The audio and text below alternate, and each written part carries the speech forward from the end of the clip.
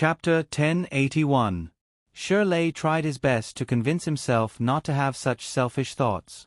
But he couldn't hold it in. Gu Shengyin looked at him, who was hanging his head and looking downcast, like a big dog that desperately needed its owner's comfort. Gu Shengyin silently resisted the urge to pinch his furry head. This man, why was he like a child, throwing a tantrum at the slightest disagreement? Gu Shengyin thought to herself in distress. Sigh, it seemed that she would have to teach him a good lesson in the future, so that he could be tough. Otherwise, it would be fine if he stayed in this mountain village, but when he went to Tianzhe capital in the future, wouldn't he be played to death by those scheming nobles? She only asked with a puzzled expression, "Big brother Shi, what's wrong?" Shirley had been walking silently with his head lowered, but when he heard Gu Shengyin's words, he suddenly raised his head. He stared closely at Gu Shengyin's face, his heart filled with all kinds of thoughts. He wanted to say those unspeakable thoughts that were hidden in the deepest part of his heart, but he didn't dare to. He was afraid that she would despise him and scold him for being a toad lusting after a swan's flesh. But he couldn't help it. Now, there were only the two of them, in this dense forest where there were no other people. In her eyes, there was only him. Shirley's lips moved, but in the end, he still said what was on his mind. "I was thinking that after Alwan regains her memories, we will leave this place. I can't bear to." After he said this, he quickly lowered his head as if he was hiding from something. He didn't dare to look at Gu Shengyin's expression, and he didn't dare to listen to what she was going to say next. But his heart was beating so fast, and his ears were pricked up uncontrollably, waiting for the other party's reaction. Gu Shengyin was stunned for a moment, as if she didn't expect him to say such words. In her heart, after she regained her memories, she would definitely leave this place, and Shirley would definitely leave this place with her. She had thought too much, and had never considered whether Shirley would be willing to leave the big mountain where he grew up, and follow her to a completely foreign place. Gu Shengyin felt as if a basin of ice water had melted in her heart. Her mind cleared up. Her voice also turned cold. "So Big Brother Shi doesn't intend to leave with me?" Shirley raised his head in astonishment. Huh? Seeing him like this, Gu Shengyin was even more certain of her thoughts. It turned out that he had no intention of leaving with her at all. Gu Shengyin's heart was filled with irritation, and he felt very annoyed. However, Shirley's eyes slowly lit up. Did Alwan mean that he could go with her? Why didn't he think of that? Alwan wouldn't stay, but he could leave with her. He didn't have any other requests.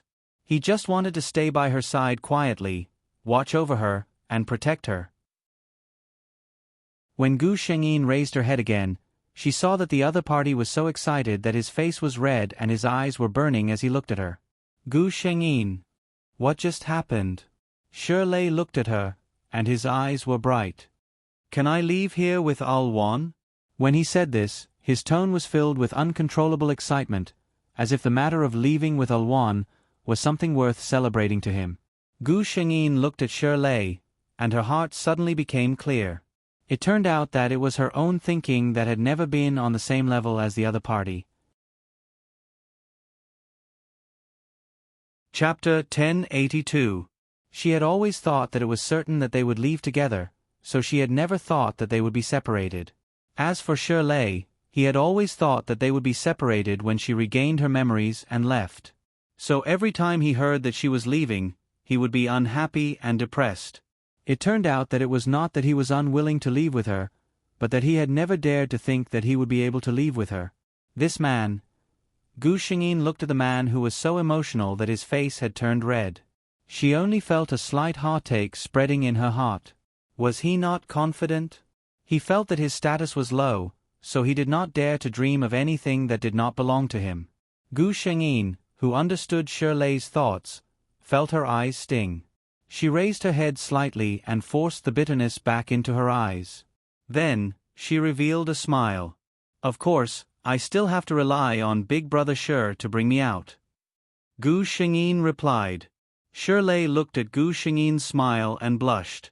This was the second time he had seen Alwan smile. Unlike the first time, this time, when Alwan smiled, her eyes were filled with him. Her expression was gentle and her gaze was warm. If a stranger came to this forest and saw Alwan like this, he would definitely think that he was looking at a fairy from the mountains. Shirley felt that Alwan was really beautiful when she smiled. If only she could smile more. When he heard Gu Xingyi's question, Shirley realized that he had unknowingly said what was on his mind. His face turned even redder, and he stammered, "No.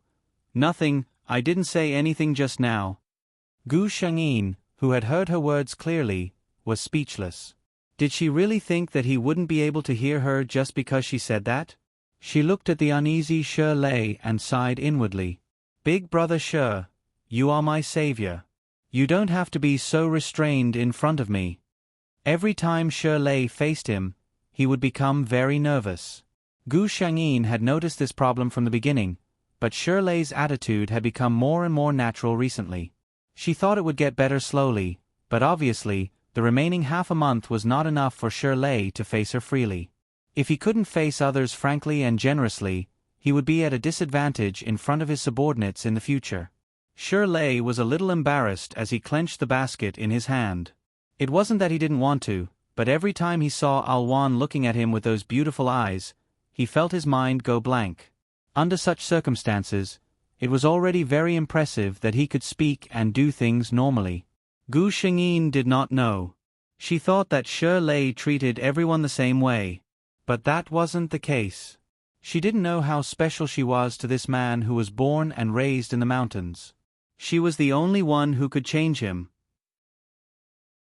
Back at home, Gu Xingyi did not waste any time. She boiled the water and made a pot of medicinal soup with those herbs. She and Shirley drank 2 bowls each. Seeing Shirley take the black liquid from her hand and pour it into his mouth without changing his expression, Gu Xingyi felt a warm current in her heart. She still remembered that Shirley had doubted Xiu's words and said that he must be careful when drinking something into his mouth. However, he drank the medicine she handed to him without hesitation. Chapter 1083. Sometimes, a person's attitude towards you could be seen from these little things. After the two drank the medicine, Gu Xingyi carefully wrapped the dregs in a clean small bag and tied one to Shirley's waist. Shirley was somewhat puzzled. Gu Xingyi explained, "It seems to be a custom. Wearing this can ward off evil spirits." Shirley smirked and touched the small cloth bag on his waist with his fingers, only to feel warm and comfortable in his heart. No one had ever told him about the custom, and no one would sew such a cloth bag for him. How could Alwan be so good?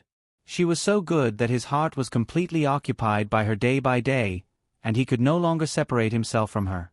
Gu Xingyi did not notice the change in Shirley's mentality. In order not to arouse a Xiu suspicion, she deliberately added a few kinds of fragrant flower seeds in it, completely covering the smell of the dregs. Gu Xingyi did this to prevent trouble before it happened. Although in theory nothing would happen after drinking the antidote, but after all, the poisonous wolf spot was still in the courtyard, it was better to take some protective measures. The next time was to wait for the bait to take the bait. On the 3rd day, Gu Xingyi estimated that it was almost time. That day, after the two finished dinner in the courtyard, Gu Xingyi sent a message to the system. "Follow our original plan."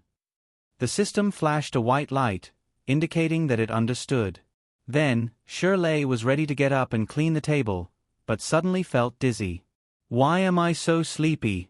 he muttered, and then fell asleep on the table.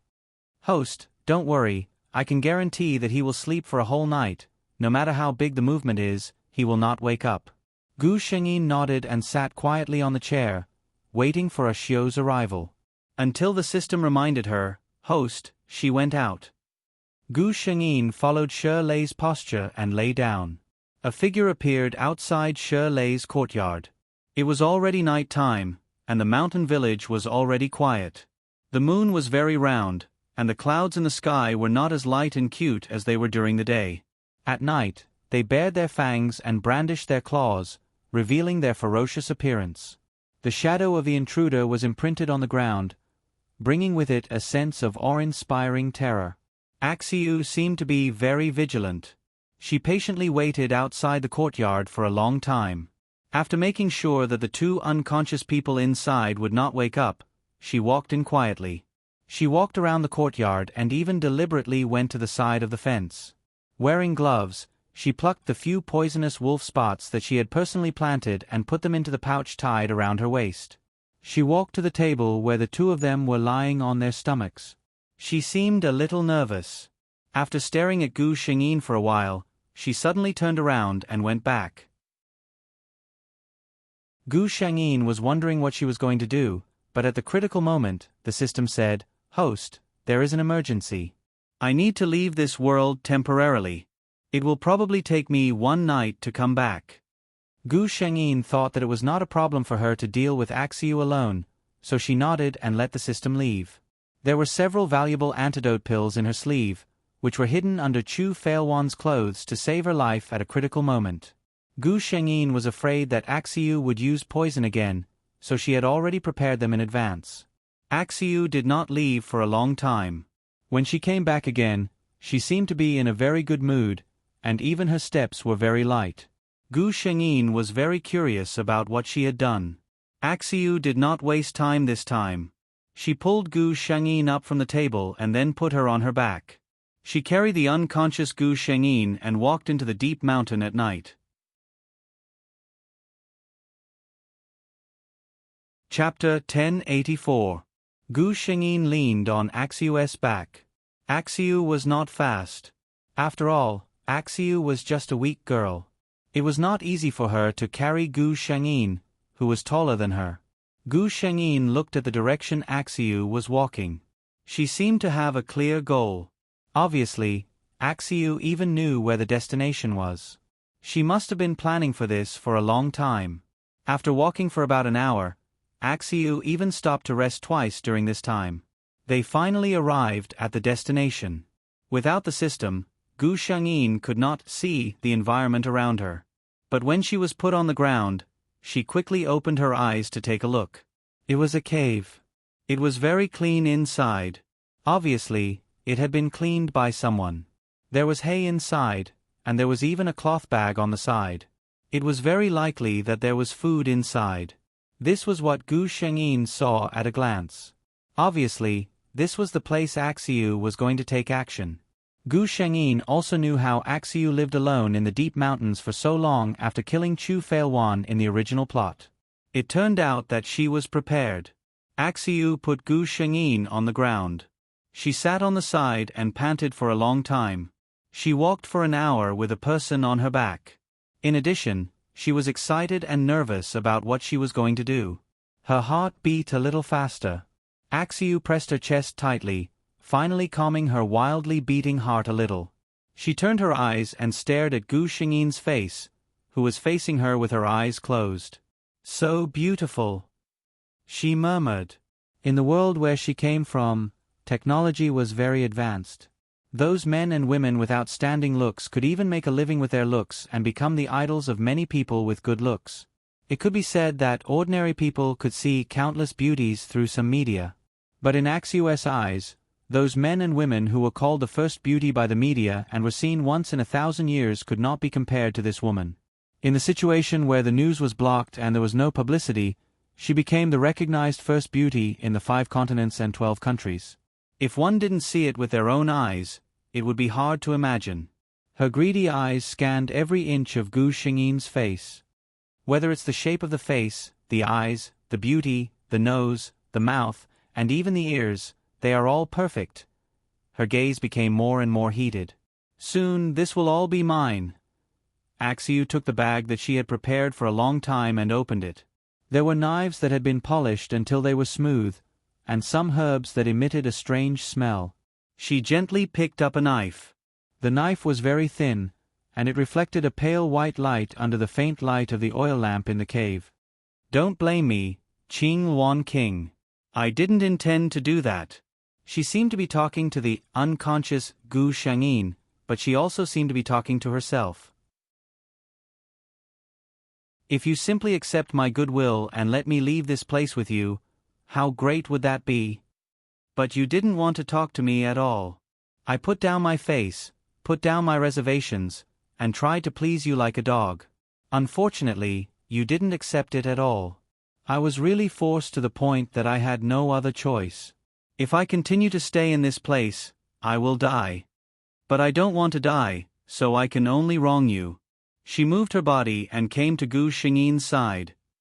Don't worry, I will use your identity to return to Tianzhe and pass down your name as Qing Wan King.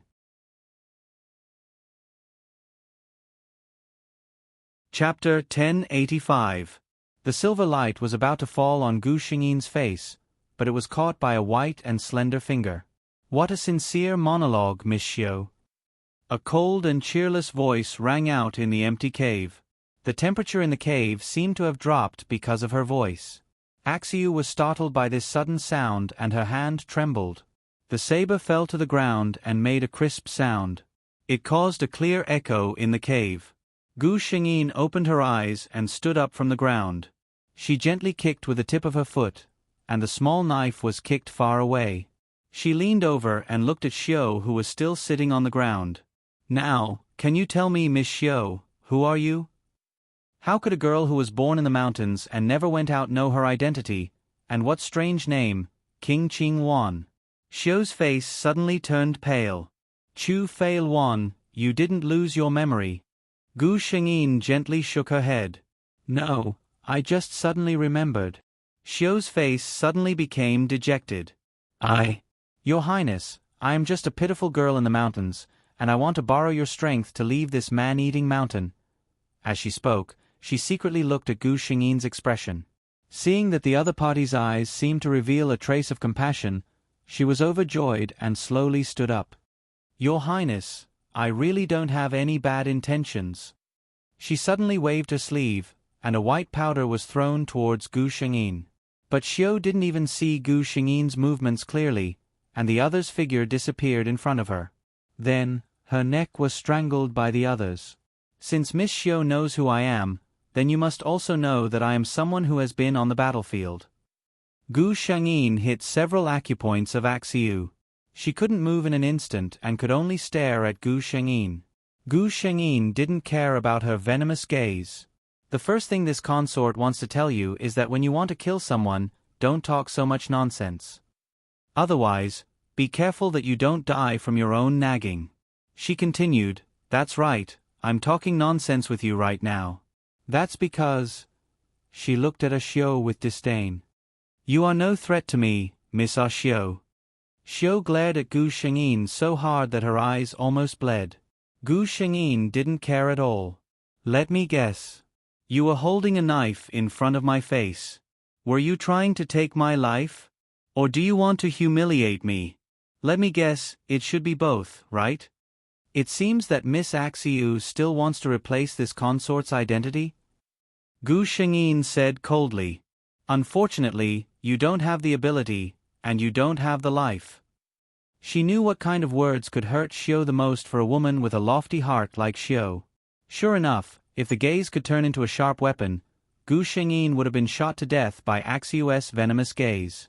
Unfortunately, Axiu's gaze didn't have this ability, so she could only stare. Don't look at me like that. You want to take my life, but I don't intend to take revenge. Thinking about it, I'm really quite kind.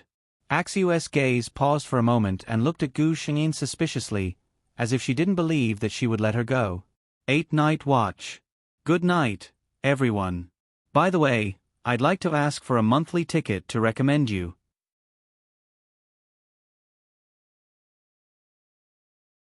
Chapter 1086.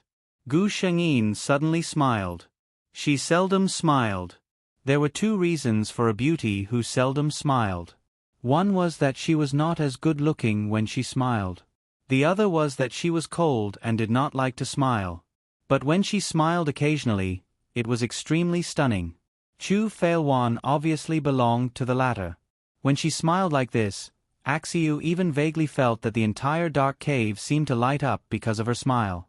Even though they were both women and she did not want to admit it. But the fact was, Chu Feiwan was a woman who was so beautiful that others could not even be jealous of her. However, Axiu's mood didn't improve because of her laughter, nor did she relax because she said that she wouldn't take her life. She did not know Chu Feiwan, but she did not believe that a woman who had been undefeated in hundreds of battles, who was crowned as a queen and was respected by the emperors of 3 dynasties, would let go of her after being murdered. Seeing that Xiao did not look happy, Gu Shengyin thought to herself that Xiao was not as naive as she thought. She did not want to waste too much time on such a woman, so she only said one sentence: "You can still avoid the evils of heaven, but you can't survive the evils you bring upon yourself." Then, Xiao felt that everything went black and she lost consciousness. She was woken up by the noise of the crowd. When she opened her eyes, she found that she was back at Xiao's house, surrounded by people.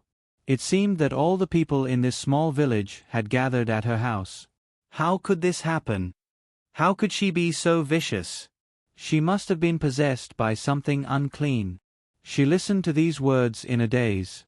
Finally, she remembered something, and her expression suddenly became frightened. What did she remember? Just last night, before she went to take Gu Shengyin away, she thought that she would never return to this godforsaken place again.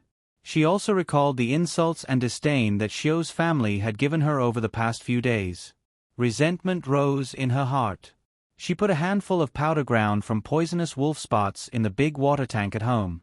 If it was in the teapot, it might be poured away, but if it was in the water tank, this family would definitely drink water. She just didn't want them to live. If her plan succeeded, she could naturally leave, and this place would no longer have anything to do with her. However, she had failed. Who would have thought that Qing Wan King would recover his memories ahead of time? To her, what was even more unexpected was that Gu Shengyin actually sent her back. She was tied up by the angry villagers and her mouth was gagged. She wanted to quibble, but those people didn't want to listen to her. Eldest Auntie Zhou's entire family was dead. She was the only one left alive. They also found some herbs in her room that had not been packed properly. The only doctor in the village flipped through the medical books and recognized that 3 of the herbs were highly toxic. He didn't recognize the others, but he didn't think they were anything good. Auntie Zhang looked at her and sighed. "I watched Xiao grow up. She used to be such a well-behaved girl. Later, I don't know what happened, but she became like this. In my opinion, she must have been bewitched." Hearing this, Wang Pe became excited. "Isn't that so? I already knew that something was wrong with her. She must have been possessed by something unclean."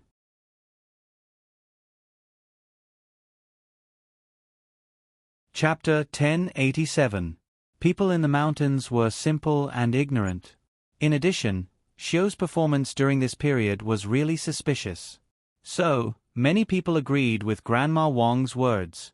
Someone hesitated and said, "Then what should we do now?" Grandma Wang's face was full of wrinkles.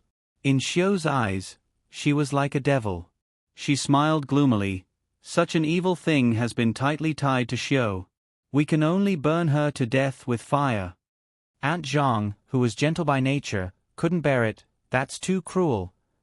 Grandma Wang was full of energy at this moment.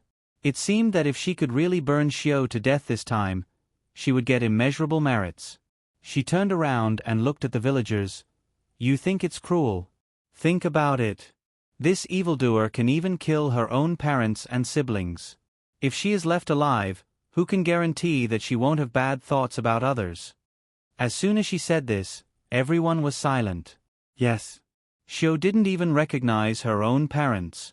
What if they were poisoned to death? What if they were harmed in the future? The village was noisy, but Shirley didn't know it all.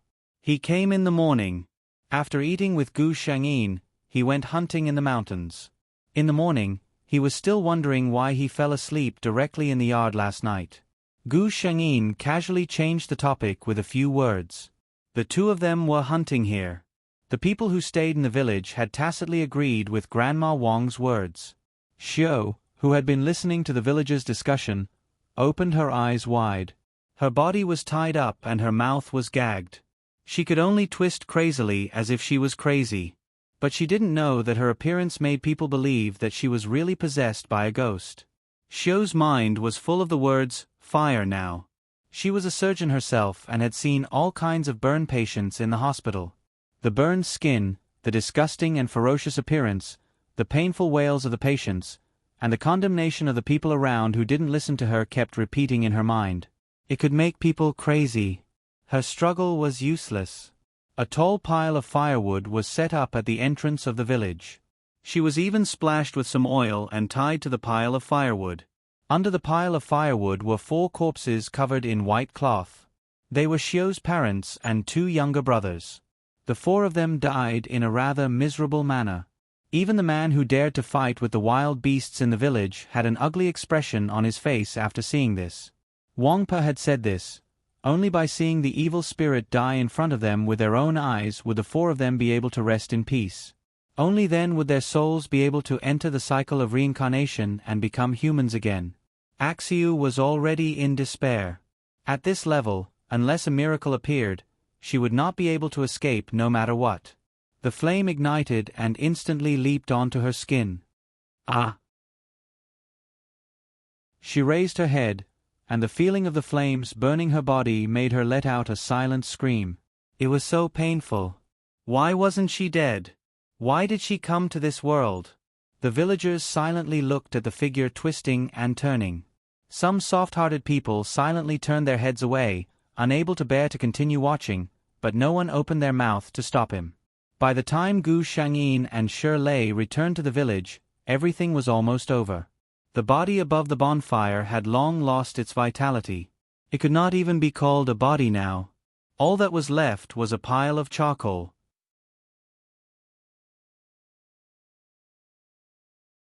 Chapter 1088.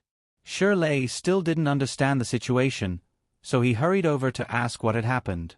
Someone had already told him what had happened to Aunt Zhou's family. How could it be? Shi Lei was about to step forward when he suddenly thought of something. He said to Gu Shengyin behind him, "Alwan, don't follow me." He did not look at the charred corpse. Instead, he lifted the white cloth on one of the corpses. With just a glance, he put down his hand with a bad look. Was it really Xiu who did it? He didn't want to believe that Xiu, who grew up with him, would be such a person. At this time, Wang Pe heard his words and said loudly, "It's not Xiu. Our Xiu is a good girl. It's just that she was possessed by a wandering ghost from who knows where, and that's why she did such a horrible thing." Shi Lei frowned. He didn't believe in such a strange thing. But everyone saw the change in Xiu. It was as if she was a different person. He couldn't even find a reason to speak for Xiu. And now, she was gone. He sighed silently in his heart and walked back to Gu Shengyin. "What's the matter?" Gu Shengyin asked. Shi Lei shook his head. "Don't look. Let's go home." In the next few days, Shi Lei didn't go out to hunt.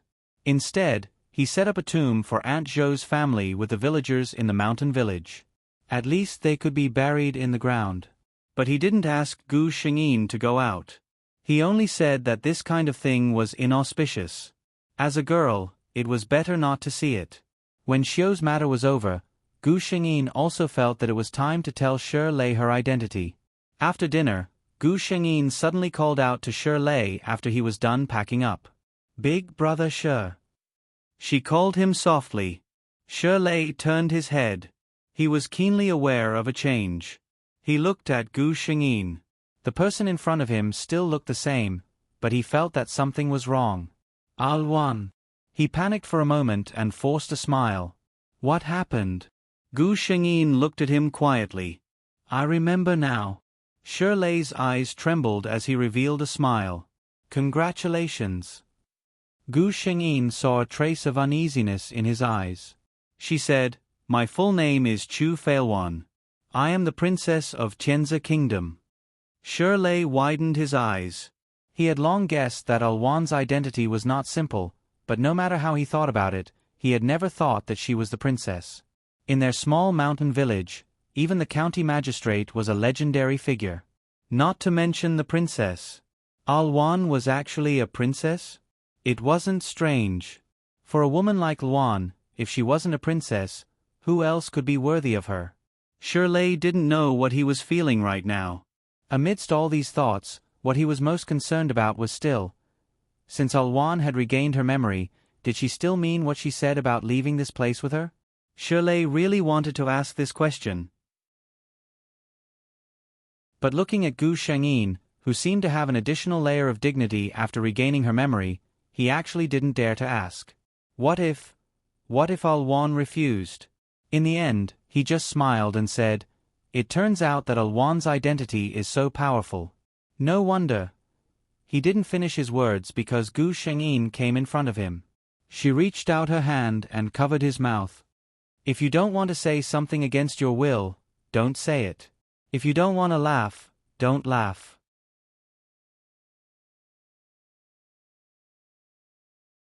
Chapter 1089. Tianzi's men came a little faster than expected. On this day, Gu Shengyin was still hunting with Shirlei outside when she received a message from the system. The men sent by Emperor Tianzi to look for her had arrived at this small mountain village. "What's wrong with Alwan?" Shirlei asked when he saw her expression was a little strange. Gu Shengyin raised her eyebrows and smiled at him. "My men are here." Shirlei immediately understood what she meant. Did her subordinates come looking for him? The two were not in the mood to hunt, so they packed up and returned to the small mountain village. As soon as they entered, Shirlei found that something was wrong. Usually at this time, the mountain village would be lively. But today, it was quiet. Even the little wolf cub raised by Aunt Zhang did not howl. The two walked inside and finally found the reason for all this at the gate of Shirlei's courtyard. Dozens of people were densely packed together. They were all wearing armor and holding strong horses in their hands. They stood there without saying a word. How could the mountain people have seen such a scene? After realizing that these knights had no malice towards them, the whole mountain village curiously ran out of their homes and stood there quietly to watch. It was said that they were looking for Miss Alwan. After the leading knight heard that a beautiful girl named Alwan had come here 2 months ago, he asked for the address of Big Stone's house and ran here to guard.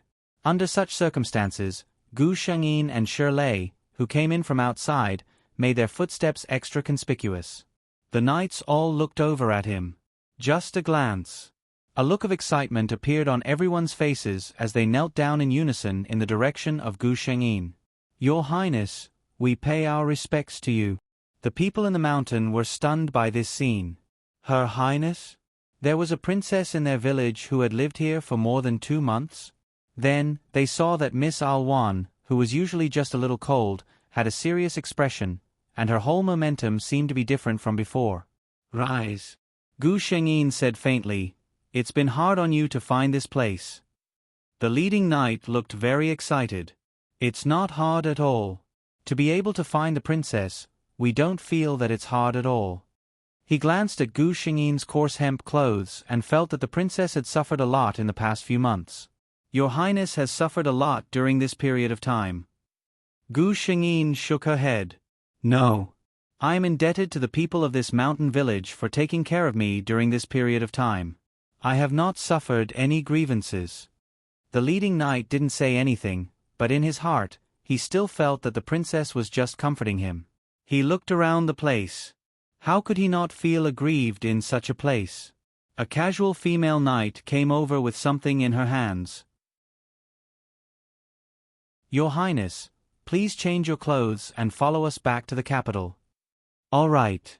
Gu Shengyin glanced at Shirlei beside her. "Prepare a set of clothes and a horse for him to leave with me." "Yes." Hearing this, those knights looked at Shirlei curiously. They didn't know what this mountain hunter had done to attract the princess's attention. However, Shirlei pursed his lips. Although he knew that the princess's life must be full of attendants, he still felt a little confused when he saw the valiant knights with his own eyes.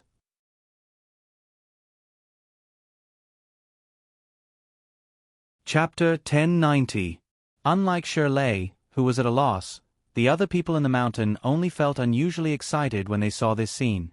Shirlei, who was able to leave this place with Gu Shengyin, was also very envious. "Miss Luan is the princess? I knew it. Miss Luan is so beautiful. How could she be an ordinary person? Why is Big Stone so lucky?" In fact, these mountain people did not understand what Her Highness represented at all. However, just this group of knights was enough to broaden their horizons. In their eyes, Shirlei, who was able to leave this place with Gu Shengyin, had also become a person of great fortune.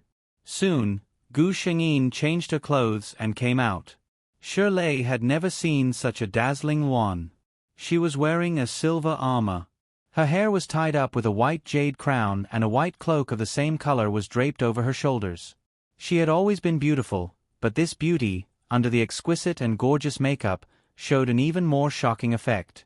Even those knights who had seen Chu Failwan in this way for many times would be amazed each time they saw her. Not to mention the villagers. Gu Shengyin did not linger. She glanced at Shirley, and a knight brought a horse over. "Do you know how to ride a horse?" The man was very friendly. After all, this man was the princess's savior and the person she wanted to take away. No one dared to look down on him. "Yes." Shirley nodded. Another knight brought a large bag and handed it to the village chief. "This is a gift from the princess. She has been here for a long time. Thank you for taking care of her." The old village chief's hands were trembling. He kept saying that he did not dare to do it. Gu Shengyin looked at everyone and nodded to the people behind her. "Let's go." Shirley also mounted his horse. He turned around to look at the mountain people behind him and the courtyard where he grew up. He thought for a moment and said loudly, "I still have a lot of food in my courtyard. Let's share it among ourselves. If I have the chance, I will come back to visit you." After he finished speaking, he turned his horse around and chased after the knights in front of him. There were no delays along the way. Every time they passed by a place, they would buy some food there. The rest of the time was spent hurrying along. Shirley had broadened his horizons along the way. He had never seen so many people in his life. Such a big and beautiful house, so many dazzling goods, such a lively market. The knights in the team were very friendly to him. Seeing him like this, they didn't mock him. Instead, they patiently explained to him what he didn't understand. He even patted him on the shoulder and laughed. "You think this kind of place is prosperous? When you reach our heavenly swamp capital, I'm afraid your eyes won't be able to see enough." Heavenly Swamp Capital City, where Alwan grew up. Shirley smiled and said, "Then I'll have to take a good look." Along the way, Gu Shengyin did not show any special expression to Shirley. Now, this was the best. Someone who saved her life and was honest and dutiful. No one would be blind enough to dislike him or deal with him. However, if that person was deeply favored by Her Highness, and even won her heart, then Shirley's life would not be easy. Shirley was not stupid. He knew that Gu Shengyin was doing this for his own good. He also knew that his path was not easy. He wanted everyone to look at him seriously and think that he was worthy of Alwan. There was only one way: become stronger.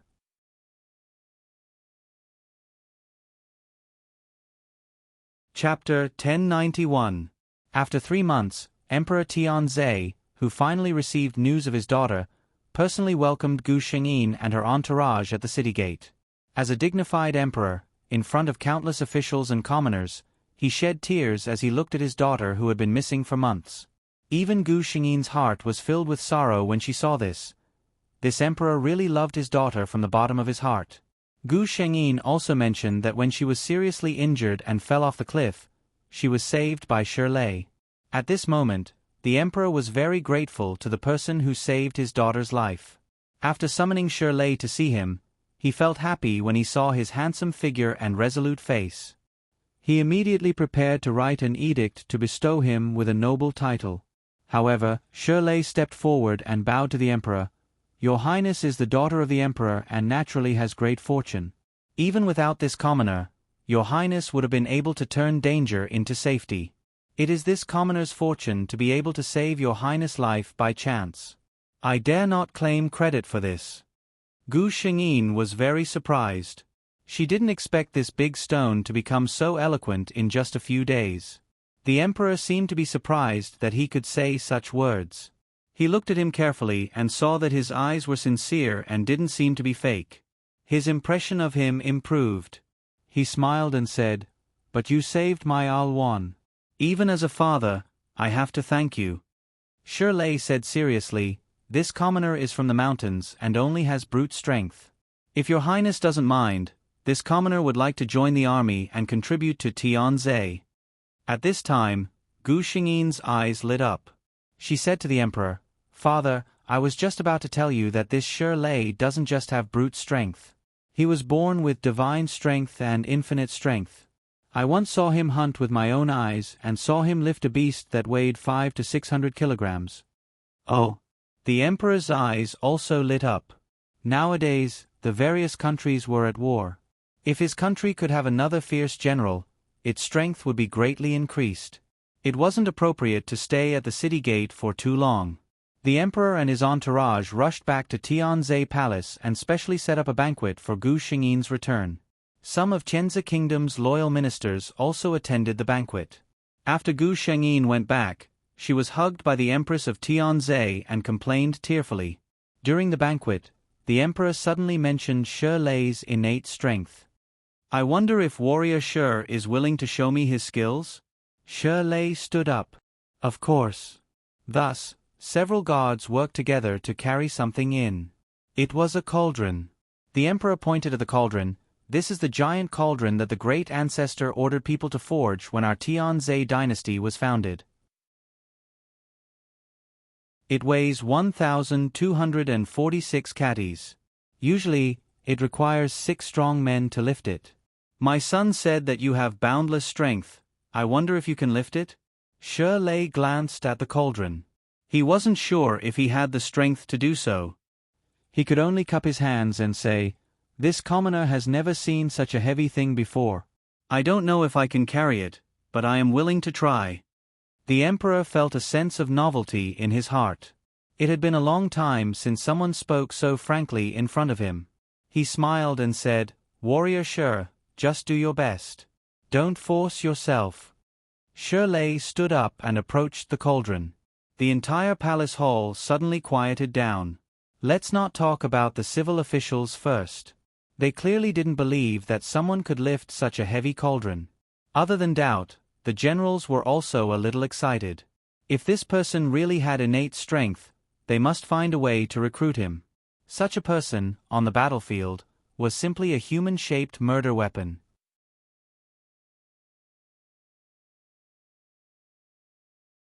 Chapter 1092.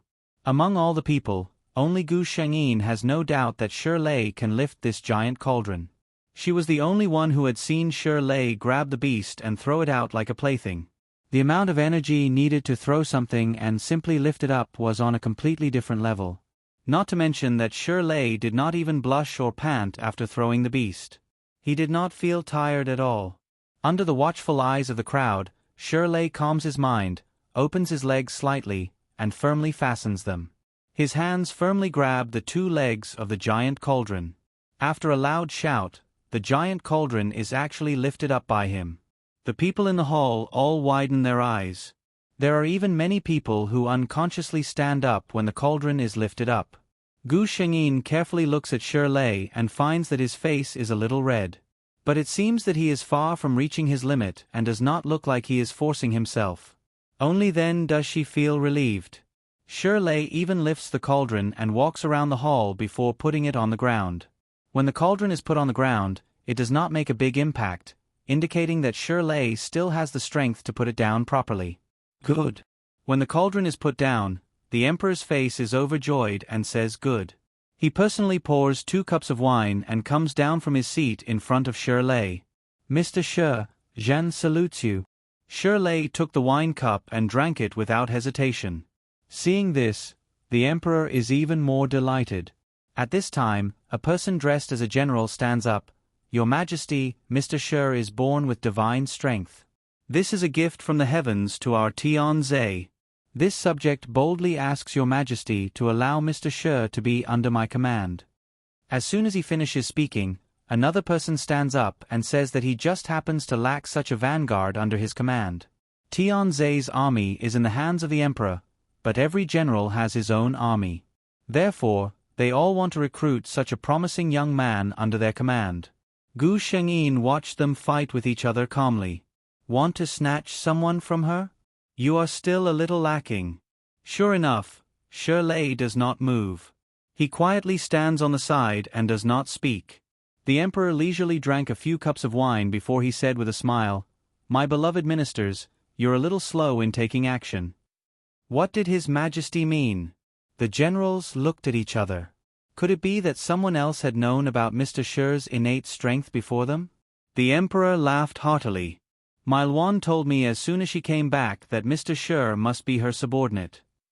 The Emperor was so biased that he would give Chu Failwan whatever she wanted.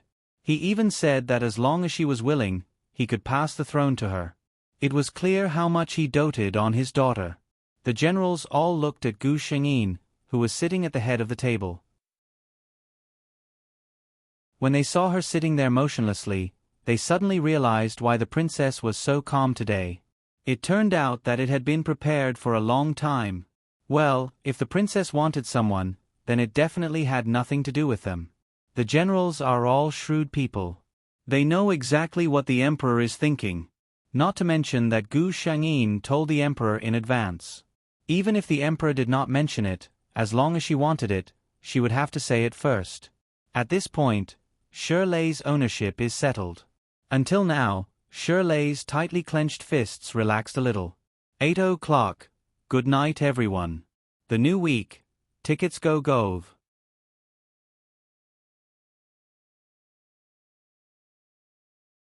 Chapter 1093. After they left the palace, Gu Shengyin led him onto the horse. "Let's go, I'll show you my military camp." They didn't walk fast. "Shirley, you've seen today how much Imperial Father dotes on me." Gu Shengyin looked at him. "I'm not saying this to show off. I just want to tell you that it won't be easy for you to marry me." Shirley tilted his head and looked at her attentively with a unique gentleness. "I know. So." Shirley's tone was firm. "So I won't give up. Alwan, you have to wait for me." Gu Shengyin smiled. "Okay, I'll wait for you." She had waited for 5 years when she said, "Wait." In these 5 years, she ignored the marriage proposals of countless princes and princes. She rejected her father and mother's suggestions and waited wholeheartedly for that man to grow up. Tianzi country had a fierce general. When he first showed his talent, he was just a small soldier. But that soldier killed thousands of people in a battle between Tianzi country and Yunzi country and captured the enemy's leader alive. Then, he went from an ordinary soldier to a protector, to a deputy general, to a commander, to a general, to a general, to a general, to a general. He used the blood of his enemies and his own achievements to reach a point where no one could ignore him. Speaking of Heavenly Lake's military generals, the first people that came to mind were 2 people. Chu Failwan, the princess of Tianzi country who had never lost a battle despite being a woman.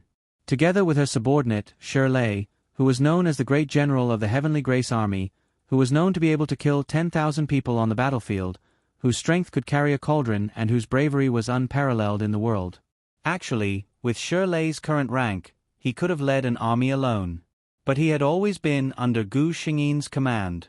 Everyone praised him for being grateful and said that he was grateful to the princess for recognizing his worth. Only he knew that he stayed here because he wanted to be closer to her. When the autumn leaves of Tianzi country all fell, the emperor of Tianzi country welcomed his 50th birthday. At this time, Shirley was still on the battlefield. During the banquet, while the wine was being drunk, an urgent report came from the entrance of the palace. "Reporting to your majesty, the general of the army has returned to the court. He has attached the document of Yunza's surrender to congratulate your majesty on your birthday." As soon as he said this, everyone was shocked. "Are you serious?" The emperor was overjoyed and sobered up. He couldn't help but stand up from his seat. "It's absolutely true." The great general of the army rushed back to the imperial court, especially on the occasion of His Majesty's birthday. The army is still in Yunzhou. The wine glass in Gu Shengyin's hand trembled. The wine spilled out and soaked her sleeve before disappearing without a trace. This man had rushed here from the Cloud State. Did he have to risk his life like this? "Quick, quick, quick, come with me to welcome the great general." The emperor was overjoyed and actually got up to go out personally. Gu Shengyin hurriedly got up and stopped him. "Father, it is enough for me to go and greet General Shi. If you go personally, I am afraid he will be uneasy." The emperor was too happy at first. Now that he had calmed down, he also felt that this was inappropriate. When he heard Gu Shangyin take the initiative to step forward, he nodded. Then go and greet the meritorious official of Tianzi on behalf of father. Yes, your majesty. Gu Shangyin's footsteps were a little hurried. The eunuch behind her thought that it was because the princess was happy, so he didn't find it strange. But she didn't know. The princess was indeed happy, but it wasn't because Yunzi had surrendered. It was because that man had finally returned.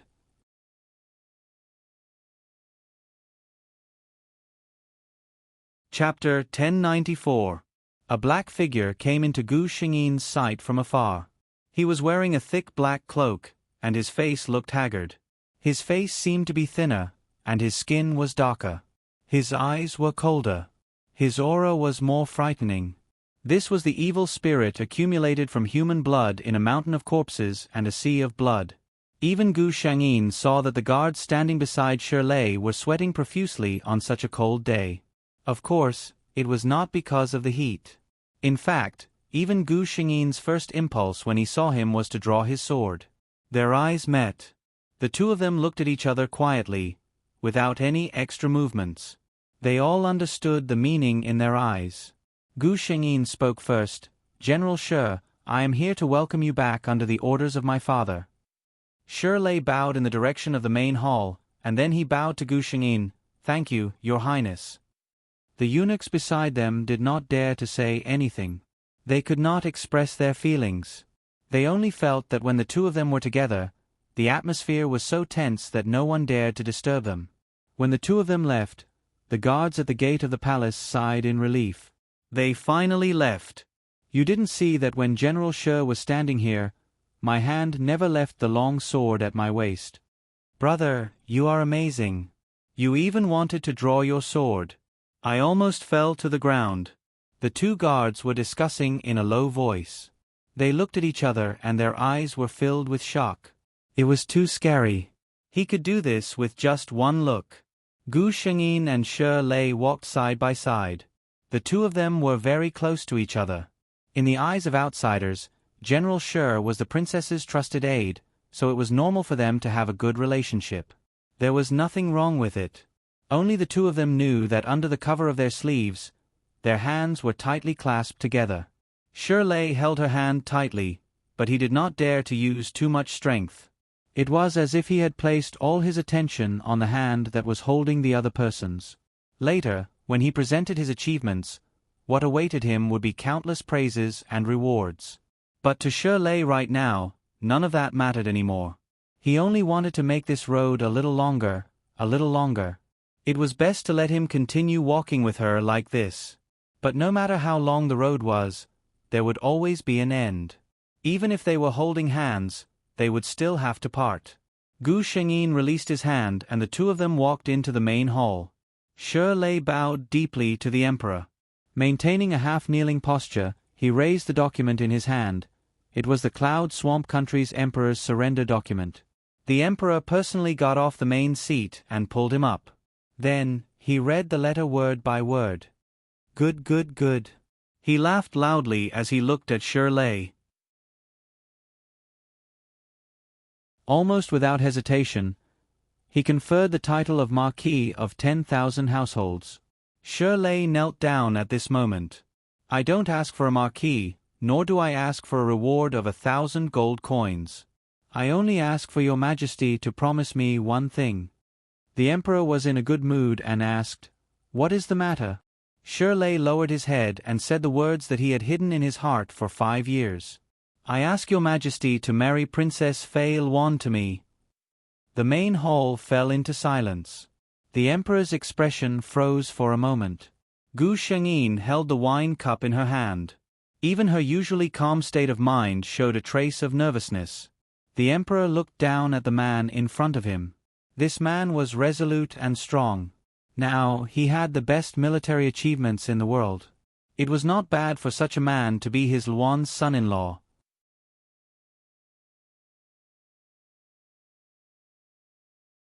Chapter 1095.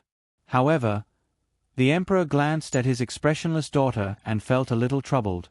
Over the past few years, there had been quite a few men who had asked for Alwan's hand in marriage. However, no matter who it was, Alwan would always reply with 2 words, "Not marrying." Although it was true that the emperor's daughter didn't have to worry about marriage, which parent didn't worry about their children's marriage? If it was someone else, the emperor wouldn't have to be so conflicted. He would just issue an edict and the girl would have to marry him whether she wanted to or not. However, this stubborn girl was his favorite daughter. The emperor could even ignore the objections of all the courtiers and send her to the battlefield. Why would he let his daughter suffer because of a marriage? Hence, the emperor didn't agree on the spot. Instead, he turned to look at Gu Shengyin. The courtiers also lowered their heads and focused their attention on Gu Shengyin. Some of them were thinking, why doesn't General Shi take this opportunity to earn a title? With his military achievements, he would definitely have a bright future. Why would he have to worry about not having a beautiful wife? Princess Fei Luan was beautiful, but she was too stubborn. A woman like her might not be a good wife. Most importantly, this princess had already rejected countless marriage proposals. If General Shi were to be rejected again this time, as a man, it would not look good for him. Gu Shengyin didn't move under everyone's gaze. She remained silent for a long time before saying, "Everything will be decided by father." See, it was indeed a rejection. Wait. Many people took a moment to react. What did Princess Fei Luan just say? Everything will be decided by father. In other words, the girl was too embarrassed to agree on the spot, so she pushed the blame onto her father. The emperor was also a little confused. However, he couldn't help but smile after recovering. Did Alwan just agree? He looked at his daughter. She didn't have much of an expression on her face. It was as if the decision she just made wasn't something that would decide her life. Looking at the courtiers, the emperor felt a sense of belonging when he saw their shocked expressions. That's right, this reaction is normal. He coughed softly and looked at Shi Lei, who was still kneeling on the ground. The emperor's gaze unconsciously softened. Yes, previously, Shi Lei was a subject that he thought highly of. Now, he was looking at him as a son-in-law. "General Shi, you may rise," the emperor said to Shi Lei. "Alwan is my most beloved daughter. General Shi, please take care of her in the future." With that, the matter was settled. Shi Lei tried his best to conceal the ecstasy in his eyes. He cupped his hands and said, "Please rest assured, Your Majesty." When he returned to his seat, his colleagues around him looked at him differently. Before this, in their eyes, General Shi was a junior with a boundless future. With his military achievements, it was even possible for him to become one of the 3 ministers in the future. But now, it wasn't just a possibility. It was a sure thing. He was about to become Princess Fei Luan's son-in-law. Everyone knew how much the emperor doted on Princess Fei Luan. If she was a man, she would have been the heir to the throne a long time ago. For the sake of Princess Fei Luan's reputation, even if General Shi was a good-for-nothing, the emperor would still promote him. Not to mention, not only was he not a good-for-nothing, he was also a 1-in-a-million talent.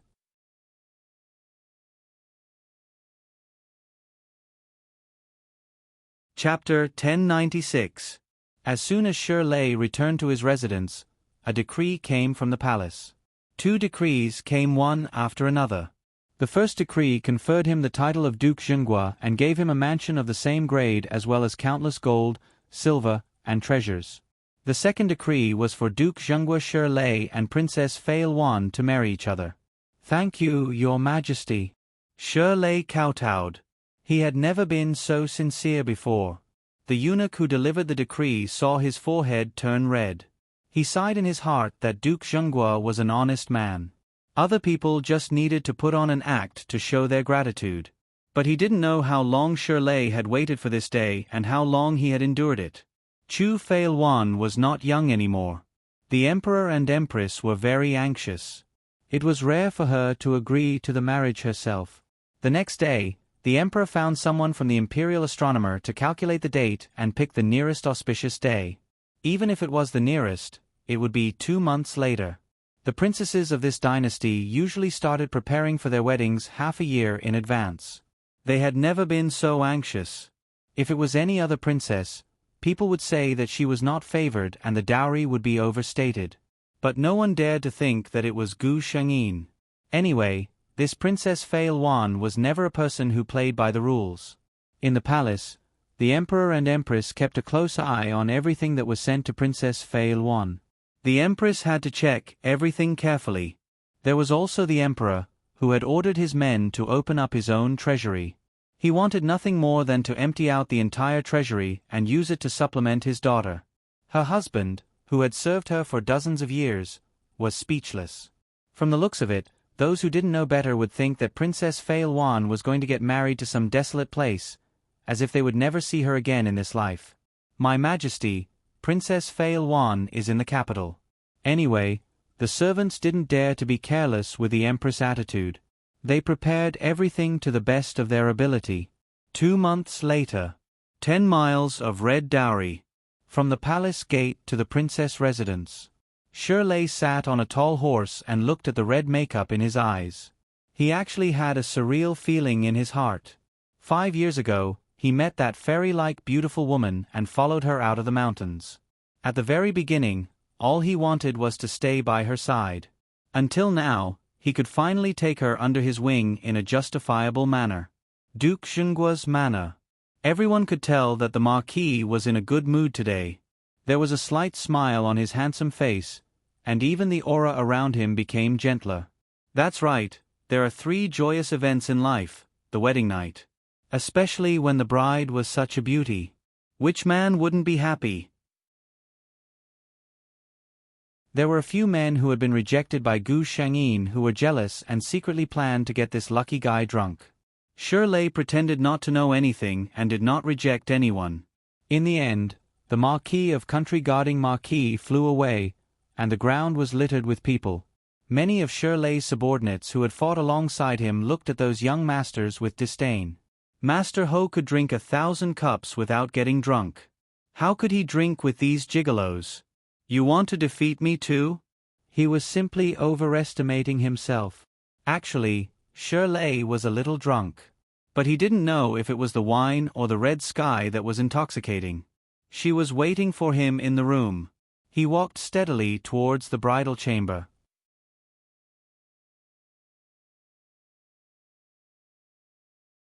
Chapter 1097. Mandarin Duck's Brocade Quilt, Dragons, Phoenixes, Red Candles, and a Happy Beauty. The matron of honor was waiting in the bridal chamber for the couple to complete the last rites. What Shirley wanted to do most now was to be alone with Alwan, without anyone disturbing them. But those rites couldn't be left out. This was his and Alwan's wedding, so of course everything had to be done perfectly. The moment the bride's veil was lifted, the room was filled with light. They ate raw glutinous rice balls, drank cross-cupped wine, and tied the knot without any hesitation. Finally, all the extra people left. In their world, there was only each other left. Shirley could no longer suppress the excitement in his heart. His hands trembled slightly as he caressed Gu Shengyin's face. Alwan. Gu Shengyin looked at him and smiled, softly replying, "Yes. You are mine." In the end, there was a trace of uncertainty. Gu Shengyin held his leaving hand and smiled like a flower. "I am yours." The hibiscus curtain was warm, a night of spring. Historical records. Chenza country's Qingwan king, Chu Feilwan, fell off a cliff at the age of 20 and met the country guarding Marquis, Shirley. They were comrades for 5 years, and after that, they were husband and wife for 40 years. The two had a son and 2 daughters and were very close. The Qingwan king's old injury flared up and he died in the backyard. In less than a month, the country guarding Marquis, who had always been healthy, fell ill and died. Shirley lay on the bed, unable to speak. He felt the strength in his body gradually leaving him. There was a noise in his ears. He could tell that it was his and Alwan's daughter crying. What is she crying for? He thought. He had lived enough in this life. He had too many things that others could not even dream of. It could be said that he had everything a man wanted. Now his grandchildren had all grown up, and there was no one in the Marquis residence that he cared about. His Alwan had been gone for a month. He could not let her wait for too long. The bridge of helplessness was not easy to cross, and she would not be happy if she was alone. Gradually, his ears couldn't hear anything clearly. His eyes opened in vain, but the Fouchot double-patterned bed curtain in his line of sight was still getting more and more blurry. There was a glimmer of light in the darkness. That woman, who was still as beautiful as ever, was wearing a snow-white cloak. She turned her head to look at him and complained unhappily, "Why did you come so late?" "I've been waiting for a long time." He smiled. "I'm coming." The people around only saw the thin old man on the bed reveal a faint smile and murmur, "Alwan, I'm here." He wasn't breathing. The middle-aged woman who had been holding back her tears finally burst into tears. The country guarding Marquis, Shirley, passed away at the age of 72. Gu Shengyin stayed in the space, watching the scene after his death. There was silence for a long time. The system came out to comfort her. "Host, please don't be sad. These are all illusions." "Illusory?" Gu Shengyin shook her head. "If these were all illusions, then what was he? Then what was he? Then what was the world that she had experienced with him? No, to me, these are the most real experiences," she said softly. Her eyes were a little sore, but she did not cry. This was far from the end. They still had countless chances to start over. "System, let's go to the next world." "Yes, host. Beginning world transfer." "Host, please prepare." Gu Shengyin closed her eyes and began a new journey.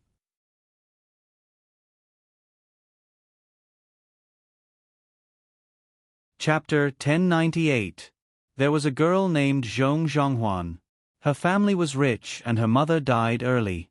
Her father was busy with his career and neglected to discipline her. When she was 16, she became a top student in a private high school. She was rebellious and had poor grades, but had an extraordinary sensitivity to fashion. She would spend the 3 years between the ages of 16 and 19 fooling around. Then, on the night she turned 19, she suddenly had an epiphany. Not only did she bury the hatchet with her father, but she also designed a blueprint herself and submitted it to an internationally renowned designer. Then she was recommended by the designer to a world-renowned design school and became the apprentice of the chief design director of a well-known international luxury brand. Then, while still in school, her design talent began to show and she was recognized by major fashion weeks one after another. Less than 2 years after she finished her apprenticeship, she became famous and stood at the top of the fashion industry. She was called the Hand of God, and her rebellious period when she was young was kindly understood by her fans. Geniuses always had some characteristics that were different from ordinary people. However, at a certain point in time, Zhong Zhonghuan's life was quietly turned around by a person. She was the class monitor in high school. They didn't see eye to eye. Class monitor Chong Ru. Chong Ru and Zhong Zhonghuan were obviously two different types of people. Chong Ru was beautiful, good at her studies, generous and cheerful. Whether it was among the teachers or among the students, she was very popular. Zhong Zhonghuan was arrogant and liked to cause trouble. In the eyes of the teachers, she was the kind of person who couldn't be approached. Zhong Zhonghuan once passed by the school and happened to meet Chong Ru, who was being blackmailed by some gangsters. She was in a good mood that day and stood up for Chong Ru. It wasn't a big deal. But Zhong Zhonghuan didn't know that Chong Ru liked the same sex. Moreover, a teenage girl was actually moved by a hero saving a damsel in distress. Chong Ru's attitude towards Zhong Zhonghuan changed 180 degrees. She cared about her studies and spoke good words for her among the students. When she was free, she offered to make up lessons with her and even said to the teacher that she wanted to be Zhong Zhonghuan's deskmate.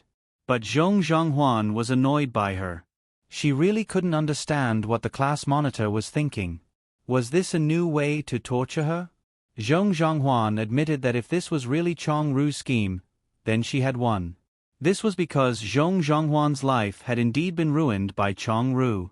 She appeared in all the places in her life where she could appear and had a hand in everything. At the age of 18, during the second semester of the second year of high school, Zhong Zhonghuan fell in love with a sports student from the school next door. In fact, Zhong Zhonghuan didn't have a good impression of that guy, but as a delinquent girl, she had never been in a relationship at a young age. How embarrassing would it be if word got out? Then, Zhong Zhonghuan felt miserable. Because, on their first date, they were caught red-handed by their homeroom teacher. Then, she wrote a self-reflection letter and called her parents. Zhong Zhonghuan was severely beaten by her father. The next day at school, Zhong Zhonghuan asked Chong-ru directly if she was the one who told on him. Chong-ru admitted to it. Zhong Zhonghuan was so angry at that time. If it weren't for the fact that he didn't hit women, he would have beaten Chong-ru to death. This was not the end. What Zhong Zhonghuan couldn't stand the most was the fact that Chong-ru had tricked her.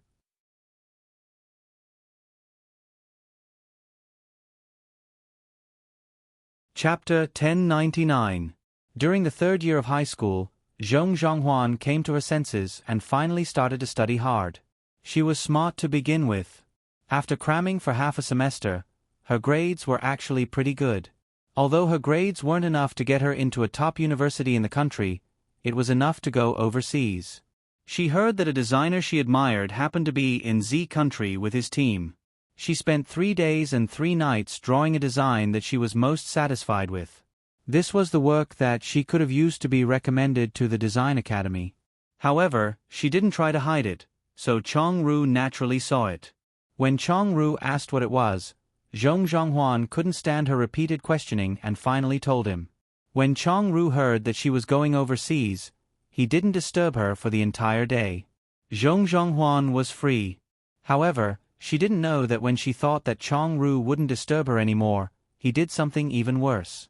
At noon, she specially bought an envelope and carefully placed her design into it. After confirming the address, she prepared to send it to the designer after lunch.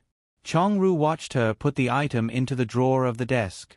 When no one was around, she switched the item inside.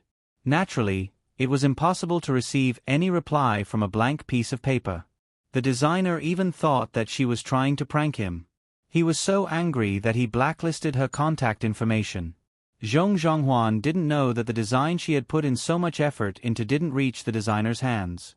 She thought that it was because the designer didn't like her work, so there was no result. After such a blow, she lost her passion for design.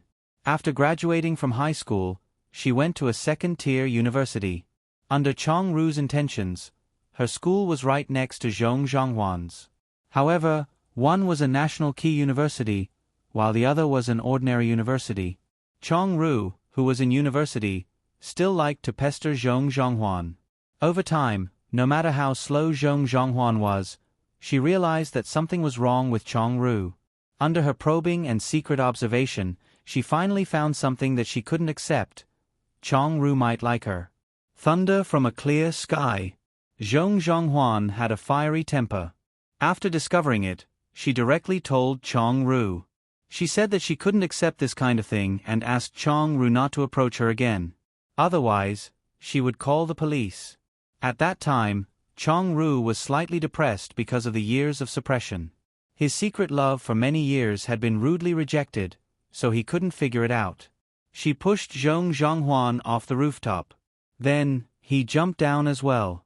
Gu Shengyin accepted the plot expressionlessly. So, this is what it means to hate when you can't love someone, and in the end, you cause the deaths of others and yourself. From Gu Shengyin's point of view, Chong-ru's so-called love couldn't even be called love. In the name of love, she interfered with other people's lives and ruined their future. This wasn't love. This was selfishness. She straightened up from the desk she was lying on. That's right, on the desk. It was Zhong Zhonghuan's first year of high school. At this time, Zhong Zhonghuan was still a straight-A student, with dyed hair and a row of earrings. The worst thing was that she had just saved the damsel in distress, the day before yesterday.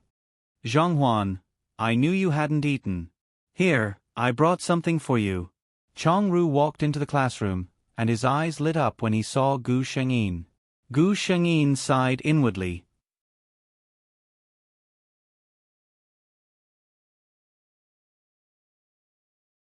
Chapter 1100. Placed on her desk was a cup of hot milk tea and a paper bag of jianbing. A tempting aroma wafted from the desk into Gu Xingyin's nose. Her stomach, which hadn't eaten lunch, rumbled. Normally, Zhong Zhonghuan would probably turn his face away and pretend he didn't see it. At this moment, the classmate sitting in front of her turned around and said enviously, "Chong-ru, you brought lunch again." Chong-ru smiled and didn't say anything. Gu Shengyin could tell from the student's eyes that he did not think highly of him. Indeed, from their point of view, Chong-ru saw that she hadn't eaten and specially brought her lunch. However, she didn't care about it and let it cool down every time. Then, Chong-ru would silently throw it into the trash can after school. No matter how she looked at it, it was her fault. Gu Shengyin thought for a moment. The jianbing was very fragrant and she was very hungry. Moreover, she needed to turn the situation around. She reached into her trouser pocket and took out a $100 bill and placed it in front of Chong-ru. Chong-ru's expression changed. "That's not what I meant." Gu Shengyin said, "I know you're helping your classmate out of kindness, but there's no reason for the class monitor to spend money for nothing. Take this $100 bill as the money you'll pay for lunch for the next 2 days. If you don't want it, I won't be able to eat lunch." It was just before lunch break. Many of the students in the class had already finished eating and returned to the classroom. Gu Shengyin didn't lower her voice when she spoke. Everyone in the class heard what she said. In all fairness, there was nothing wrong with what she said. Gu Shengyin and Chong-ru were just ordinary classmates. There was no reason for her to spend money. However, Gu Shengyin's words made it seem like they were helping each other out. The intimacy that Chong-ru had wanted to connect the two of them instantly disappeared without a trace. Moreover, Chong-ru had to accept the money. Gu Shengyin said, "Class monitor, you can't be so generous. Right now, I'm the only one in our class who doesn't eat.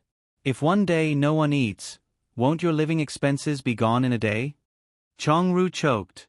She couldn't possibly say that he was different from them and that he was special, right? She had no choice but to take the money with a reluctant look on her face. Only then did Gu Shengyin take the still steaming Chinese crepe on the table and eat it in big bites. It smelled so good. At this time, her desk mate was not Chong-ru, but a quiet girl with glasses. As she ate, Gu Shengyin thought about how to solve Chong-ru's problem. He had to think of a way to make her give up on him. Gu Shengyin looked out of the window casually while eating. A figure caught her attention. He was tall and slender, and Gu Shengyin could tell from his back alone that he was quite good-looking. Actually, she didn't need to look at him to know that he wasn't bad-looking. This man, has he ever looked different in any world? Lin Zhe. Someone shouted from outside. Then, the boy turned his head over. "Ah!" Gu Shengyin heard a soft exclamation from her deskmate. She turned around and saw her quiet deskmate covering her face with her hands and looking at the boy outside with blushing cheeks. Sensing Gu Shengyin's gaze, the girl lowered her head in embarrassment. Gu Shengyin didn't think there was anything wrong with her reaction. It was normal for girls to like handsome guys. Moreover, this handsome guy was the trump card of all handsome guys. There was no doubt that the handsome guy was the male lead. Please vote, vote, vote, vote.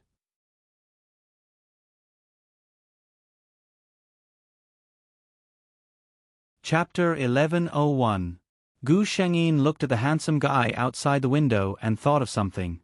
She was staring at the handsome guy outside without blinking. The guy seemed to have sensed something and turned his gaze to her side. Their eyes met. Gu Shengyin smiled brightly and walked over. She waited for him to respond. In the end, he just glanced at her face expressionlessly, as if he didn't see anything.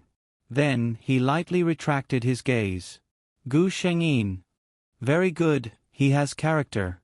The boy's figure left, and Gu Shengyin also received his information. Lin Zhe, a high school freshman, class 3 student.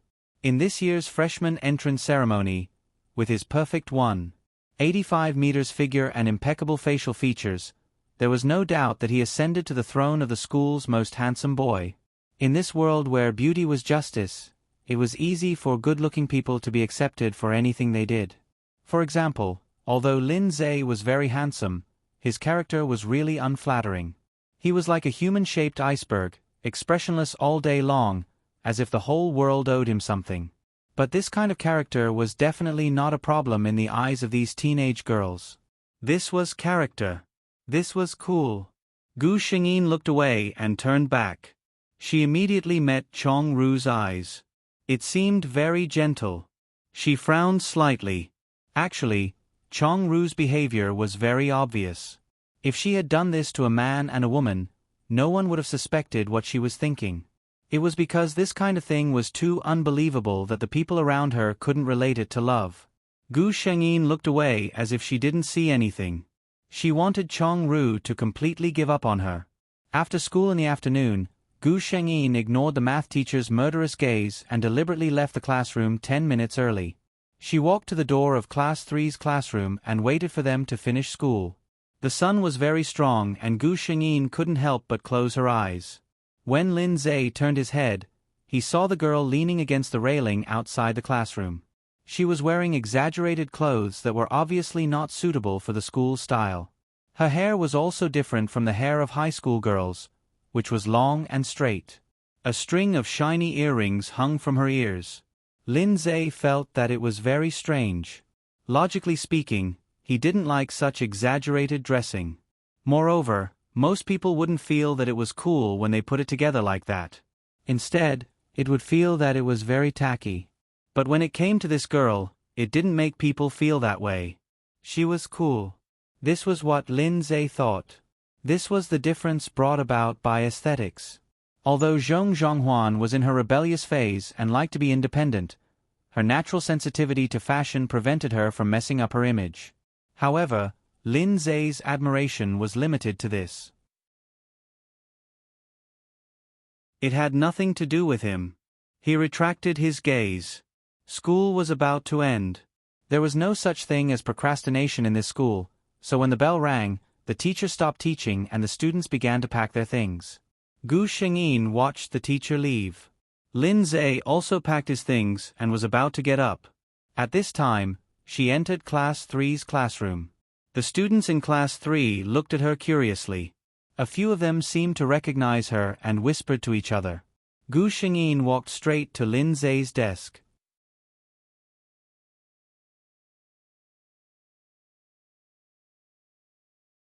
Chapter 1102. Feeling that he was suddenly blocked by a shadow, Lin Zhe raised his head.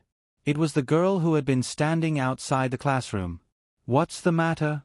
He frowned and looked at Gu Shengyin. The strange combination of the two was undoubtedly very easy to arouse people's interest. The students who were tidying up their things all slowed down their movements. They pricked up their ears and paid attention to the movements here.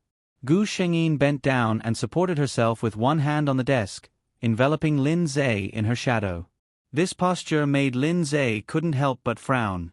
Gu Shengyin's mouth raised into a cynical smile little by little. "Lin Zhe, let me introduce myself. My name is Zhong Zhonghuan. Zhong as in love at first sight, Zhonghuan as in happiness." Lin Zhe's eyebrows didn't even move when he heard this.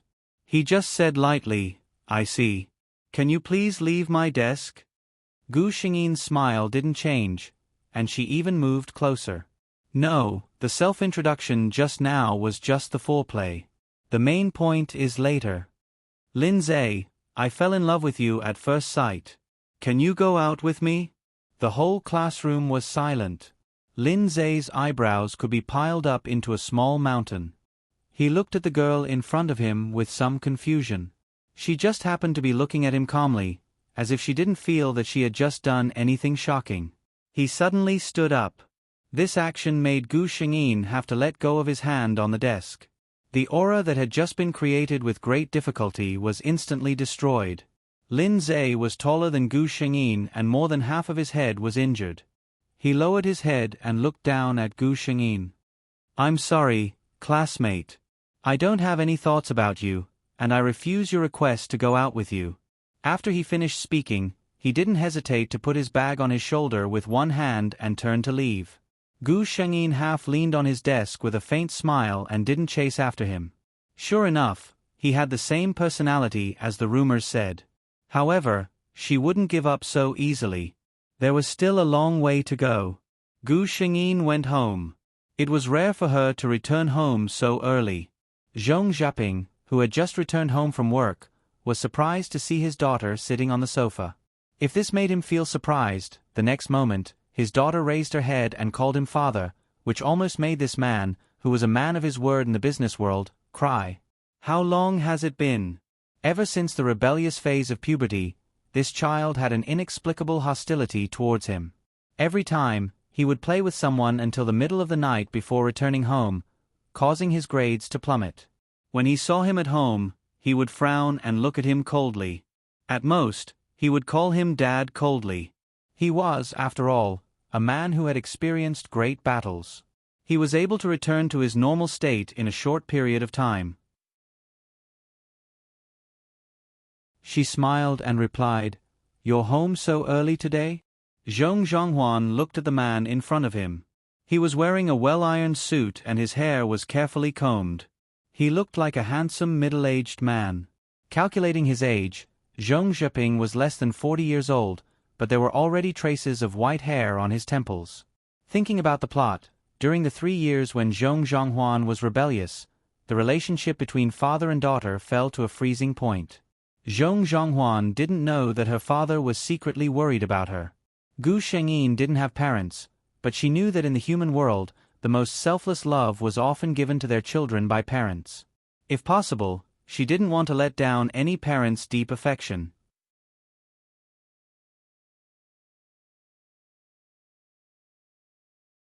Chapter 1103. The father and daughter had a long and thorough conversation. In Gu Shengyin's opinion, there was no unsolvable knot between the father and daughter. Why did they come to this point? It was nothing more than one who always liked to keep things in her heart, and the other who was too busy with his career to discipline her. When the estrangement arose and Zhong Zhiping wanted to save it, Zhong Zhonghuan didn't want him to get close to her world. But for Gu Shengyin, she was willing to give her father such a chance. Zhong Zhiping also understood his daughter's innermost thoughts and plans for the future. He was an open-minded father. When he heard that his daughter wanted to study design and go abroad, he didn't object much. Until Gu Shengyin told her that she had fallen in love with a boy. "What did you say?" Zhong Zhiping directly raised his voice by 2 degrees. Gu Shengyin calmly repeated her words. It was not that she wanted to provoke her father, but she had just confessed in such a high-profile way this afternoon. It was estimated that the school couldn't hide it. If her parents were called, the consequences would be more serious. It was better for him to confess in the beginning. Zhong Zhiping's reaction was expected. No father could accept his 16-year-old daughter's puppy love. But when he knew that his daughter was still in the stage of unrequited love and her confession was rejected, he was angry again. Who is this brat? How dare he look down on our Huanhuan? In Zhong Zhiping's eyes, it was one thing for him to not allow his daughter to have puppy love, but it was another thing for others to look down on his daughter. No matter in the eyes of parents, their children were always the best. Gu Shengyin struck while the iron was hot. "So Dad, he doesn't like me, right? I will work harder to pursue him and let him fall in love with me to prove my charm as a daughter." Hearing her words, Zhong Zhiping raised his eyebrows. "Do you think I am a fool?" It was such an obvious provocation. Did she think that he couldn't hear it? Gu Shengyin smiled. "But I can't help it. I know it is wrong to have puppy love, but I can't help it. I like him." She stared at Zhong Zhiping with her eyes wide open. "Don't only allow the officials to set fires, but not the common people. Don't think I don't know that you told my mom that you were high school classmates." Zhong Zhiping looked at her in surprise. "How did you know?" Gu Shengyin smiled proudly. "Of course, my mother secretly told me when I was young." Of course, it was the almighty system that told her this. Hearing his daughter mention his late wife, Zhong Zhiping fell into a rare silence. He had a very good relationship with his wife. Otherwise, he wouldn't have stayed single for so many years after his wife had passed away. With his qualifications, there were plenty of people who wanted to follow him. There were young and beautiful girls of similar age and experience. But he couldn't forget his wife, and he didn't want to upset his only daughter. Gu Shengyin looked at him and said sorry in her heart. In order to achieve her goal, she even brought up the mother of this body. But looking at his father's expression, there should be a chance. Sure enough, when Zhong Zhiping came back to his senses, he saw his daughter sitting beside him and looking at him. He thought of the beautiful memories he had with his wife when he was young and couldn't bear to refuse her. He sighed. Dad only has a few requirements. At the end of the term, your grades will improve. Don't let this matter occupy too much of your life. You are still young, and there are many wonderful things in life. Also, you have to protect yourself.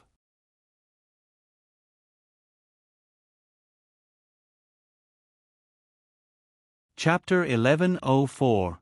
After settling her father, Gu Shengyin went to school the next day without any pressure. The next day, when she came to the classroom, as expected, all the students in the class intentionally or unintentionally looked at her. She ignored these gazes and sat down. Just as she took out her book, she saw her deskmate looking at her hesitantly. Gu Shengyin had a good impression of this deskmate.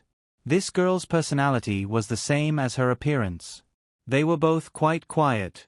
Although the two of them didn't talk much, their relationship wasn't bad. Most importantly, this girl wasn't like some people who avoided Zhong Zhonghuan as if he was a demon or a ghost. She put the book on the desk and turned to look at her. If you have something to say, just say it. Her deskmate was shocked. Usually, Zhong Zhonghuan wouldn't pay attention to her at all. But she still asked honestly in a small voice, I heard that you confessed to Lin Zhe yesterday?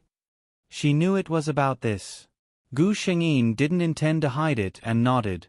Yes, I fell in love with him at first sight. The girl's eyes widened. She didn't expect her to say it so naturally.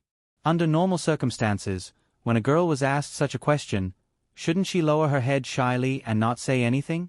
However, she silently imagined Gu Shengyin lowering her head shyly and shivered. That scene seemed a little too beautiful. This kind of style was more suitable for her. She thought for a moment and looked at Gu Shengyin worriedly. You don't think too much. I heard that Lin Zhe's personality is like that. Many girls were rejected when they said goodbye to him. Was she comforting herself? Gu Shengyin's gaze warmed a little and she smiled at her deskmate. Thank you for your concern. I don't mind. Seeing that she didn't seem to have suffered any blow, her deskmate was relieved. But Gu Shengyin's next sentence made her widen her eyes again. What's the big deal about rejecting him once? You just wait and see. I'll get him one day. Gu Shengyin said confidently. Her deskmate looked at her in surprise. So she didn't plan to give up at all? Gu Shengyin was dressed much more normally today. Her hair was combed neatly, which was rare for her. She wore high-waisted denim jeans, a white lace shirt, and 3 shiny silver earrings on her left ear. After taking a few more glances, the girl couldn't help but blush. Why didn't she realize that her deskmate was so handsome? When Gu Shengyin saw her expression, he understood what she was thinking. A mischievous idea arose in her heart. She quietly leaned over and asked, What's wrong? You're blushing when you see me. Are you attracted by my handsomeness?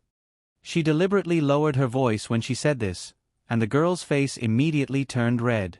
However, she was an honest person and actually nodded with a red face.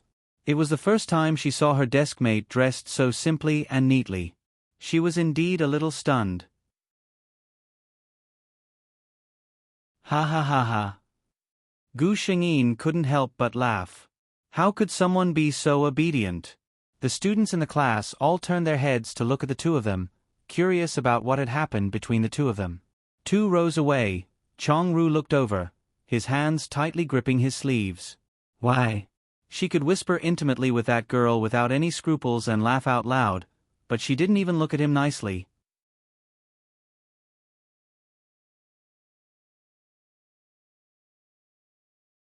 Chapter 1105. After the morning self-study session, Gu Shengyin sat lazily in her seat without moving. Chongru walked over to her seat and said to Gu Xingyin's desk mate, "Cici, can you give us some space? I have something to talk to Zhonghuan about." Gu Xingyin's desk mate, Cici, knew that the two of them didn't get along.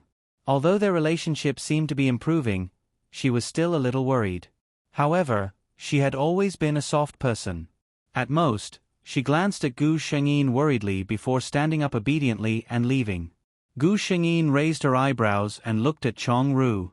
"Class rep, do you have any instructions for me?" Chongru looked at her face, which had instantly turned cold, and her tone was completely businesslike. Anger rose in her heart. She was clearly chatting and laughing with others just a moment ago. Why did she become like this the moment she arrived? Why didn't she think about her relationship with Zhong Zhonghuan in the past? She had inexplicably changed her opinion of Zhong Zhonghuan, but to Zhong Zhonghuan, Chongru was still the same Chongru he used to dislike. Suppose someone who was always at odds with you suddenly changed their temper and treated you well. What would a normal person's reaction be? Most people's first reaction would probably be that there was a conspiracy. But Chongru took it for granted, or rather, she was too self-centered. She was very popular and almost everyone liked her. So she naturally thought that since she liked Zhong Zhonghuan and treated her so well, it was only natural that Zhong Zhonghuan would like her back. But Zhong Zhonghuan didn't improve their relationship like she wanted, so she felt extremely wronged. So, Chongru impulsively blurted out, "Zhong Zhonghuan, do you hate me?" Gu Shengyin seemed to be very surprised as he looked at her and asked in confusion, "Class rep, isn't it obvious that I hate you?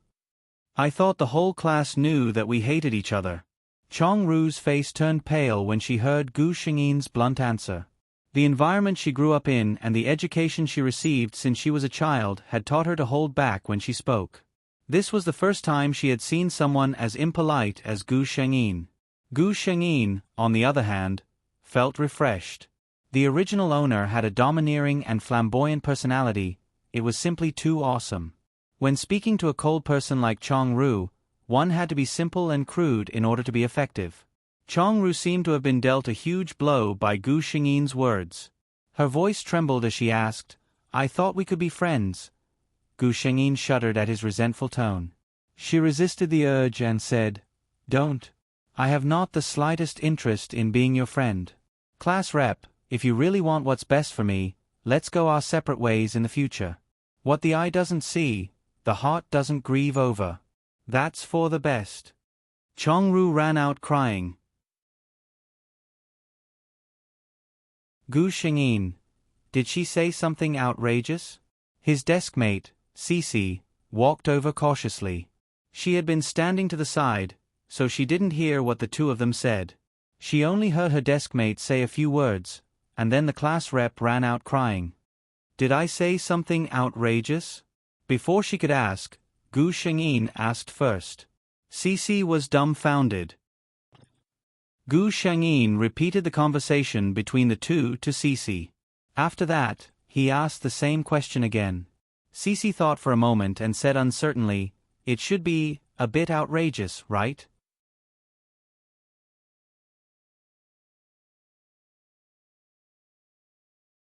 Chapter 1106. Gu Shengyin asked, "If I were to say something like that to you, how would you react? Would you cry and run out?" Cici thought for a moment. "I wouldn't cry, right? I'd probably ignore you." Gu Shengyin nodded. That was a normal reaction. If a normal girl was said to hate someone of the same sex, even if it was someone as gentle as Cici, she'd probably just ignore it with a cold face. If she had a fiery temper, she'd probably go up and fight with the other person. Running out with tears of sadness or something like that, this was obviously an unusual scene. The first class was the form teacher's class. Chongru was still comforting her hurt heart in some corner. The form teacher had always been very concerned about this kind of obedient student. She hurriedly asked her what was wrong. Then, as Gu Shengyin expected, Gu Shengyin was called to the teacher's office. In the office, Gu Shengyin saw Chongru with red eyes. Obviously, the form teacher had found this good student. The form teacher was comforting Chongru softly. When she saw Gu Shengyin, her expression immediately became serious. Zhong Zhonghuan, students should love and help each other. Look at what you've done to Chong-ru to make her so sad. Gu Xingyi's expression was calm. Teacher, I only told the class monitor that I don't like her. The form teacher obviously didn't expect her to be so honest. Gu Xingyi was even more honest. She looked at the form teacher and said sincerely, Teacher, the class monitor and I really don't get along. I just don't like her. There's nothing I can do about it. I told the class monitor that I don't like her. She probably doesn't like me either. I'm a bad student. It's better not to affect a good student like the class monitor. Chong-ru looked at Gu Xingyi with red eyes. Zhonghuan, I don't dislike you. Gu Xingyi interrupted her.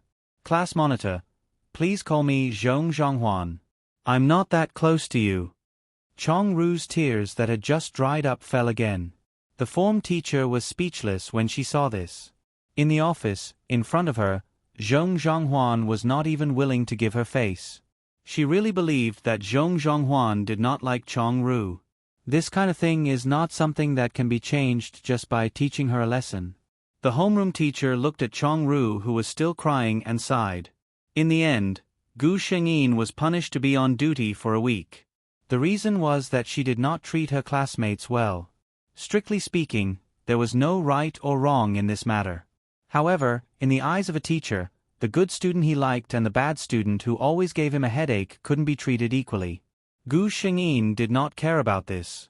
The effect she wanted was to let everyone, including her teacher, know that she didn't like Chong-ru. She glanced at the head teacher and Chong-ru in the office and said calmly, Teacher, if there's nothing else, I'll take my leave first. Class is about to start. If Chong-ru had been a prideful girl, she would have hated her to death. However, to Gu Xingyi, she would rather someone like Chong-ru hate her than like her. When Gu Xingyi returned to the classroom, Cece looked at her nervously. Zhonghuan, are you okay? Gu Xingyi smiled and shook her head. What could be wrong? I didn't do anything to her. Cece thought about it and agreed. At the same time, she felt that the class monitor was indeed a little too sensitive. During the third period, Chong-ru finally returned to the classroom. She did not look in Gu Xingyi's direction. It looked like she really hated her in her heart. After the fourth period, Gu Xingyi asked the system and went straight to the cafeteria. In fact, even without the system's reminder, she could find Lin Zhe at a glance. Some people had charisma that could be seen at a glance in a crowd.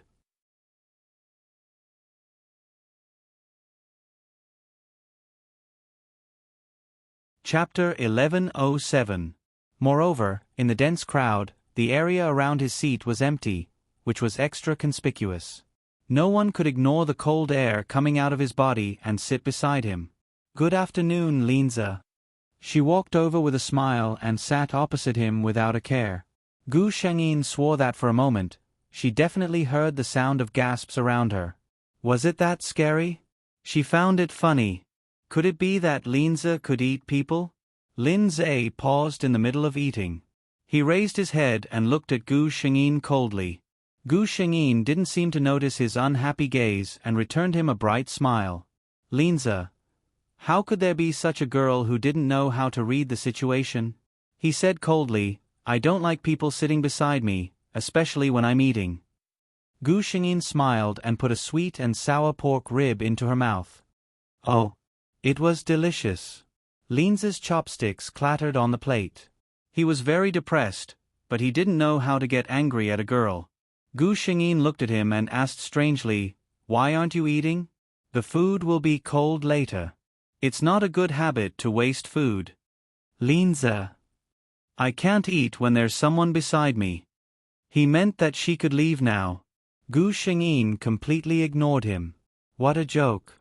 If I really listened to you and left, how could I play in the future? She put down the chopsticks in her hand and looked at Linza seriously. She said earnestly, Then you have to change this habit. This isn't your home. Other than your parents, no one has the obligation to accommodate you. Linza, did this girl really not understand what he was saying, or was she pretending to be stupid? He thought about her words and actions and confirmed that it was the latter.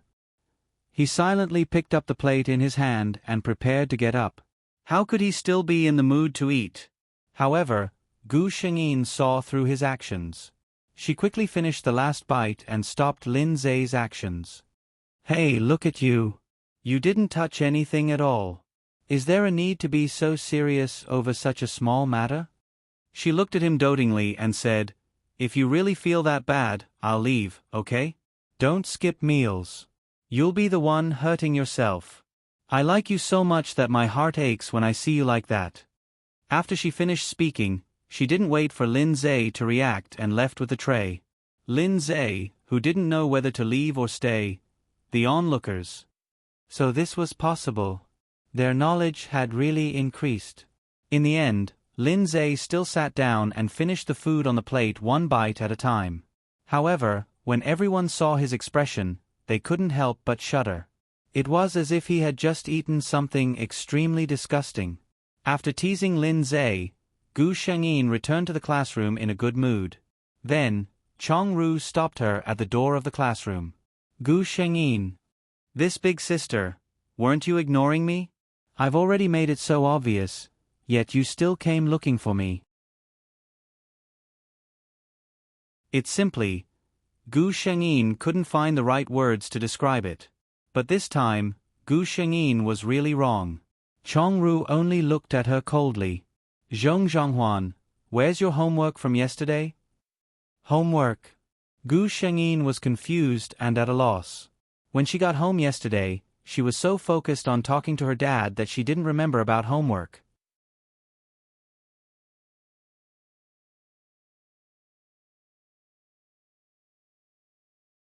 Chapter 1108. Chong Ru knew what was going on just by looking at her face. She said coldly, There are school leaders coming over for an inspection today. Yesterday, the homeroom teacher specifically reminded you. Zhong Zhonghuan, wait for the homeroom teacher to call you into her office. With that, she turned around, leaving Gu Shengyin with a cold back view. Gu Shengyin returned to her seat. Her deskmate, Cici, leaned over and said, The school leaders won't check your homework. Zhonghuan, I'll tell you where the homework is. Finish it later and send it to the office. Gu Shengyin shook her head. Forget it. The homeroom teacher will probably know that I didn't do my homework soon. Sure enough, the homeroom teacher criticized Gu Shengyin in the next class. She told her in front of the whole class that if there was a next time, she would directly call her parents. Gu Shengyin gave Cici a helpless look. See, I knew it. As the class monitor, it was easy for Chong Ru to catch her small mistakes. Similarly, if Chong Ru was determined to teach her a lesson, it wouldn't be difficult for him either. Gu Shengyin sighed in his heart. This time, she probably really hates me because of her love.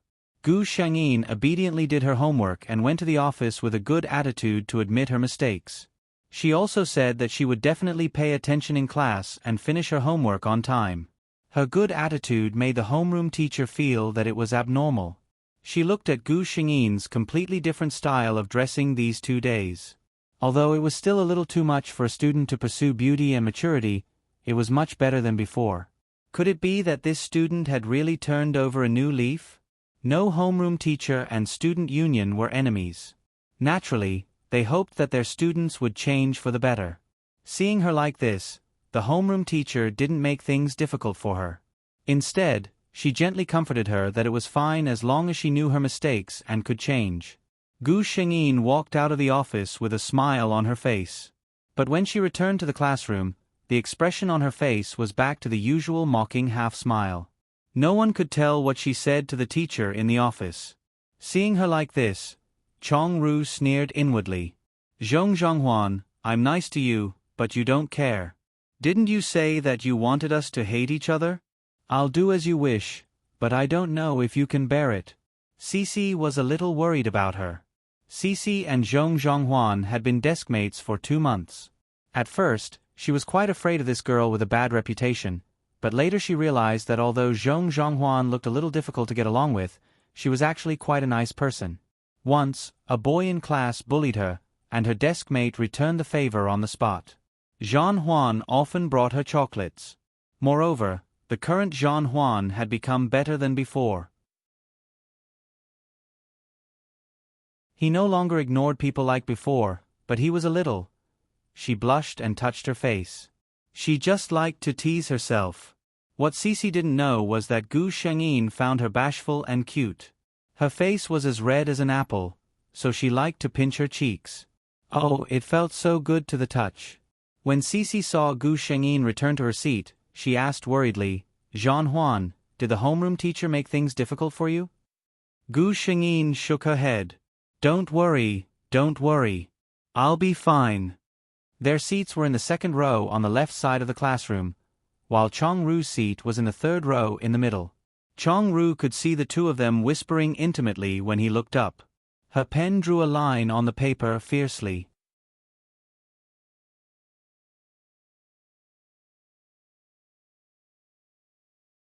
Chapter 1109. Lin Zhe. Lin Zhe turned around and saw his good friend running towards him. His good friend Song Tao and Lin Zhe were childhood friends.